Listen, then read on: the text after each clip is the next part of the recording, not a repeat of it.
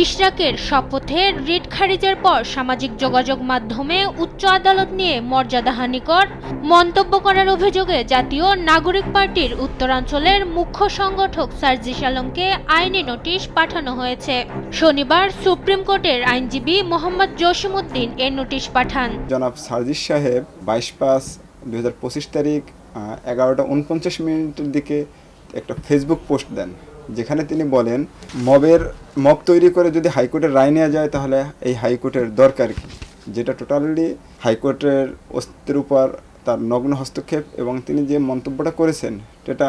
আদালত অবমাননাকর, যার জন্য আমি আজকে তাকে একটি কন্টেম্পট নোটিশ দিয়েছি এবং এই নোটিশে বলেছি নোটিশ প্রাপ্তির 2 ঘন্টার ভিতরে তিনি বাংলাদেশের মাননীয় প্রধান বিচারপতি বরাবর রেজিস্ট্রার জেনারেলের মাধ্যমে নিঃশর্ত ক্ষমা চাইবেন লিখিতভাবে, এবং তিনি একটি প্রেস কনফারেন্স করে জাতির কাছে তা নিঃশর্ত ক্ষমা চাইবেন, এবং তিনি যদি নোটিশ পাওয়ার পরেও ক্ষমা না চান তাহলে তার বিরুদ্ধে আমরা কন্টেম্পট পিটিশন মহামান্য হাইকোর্ট বিভাগে দাখিল করি।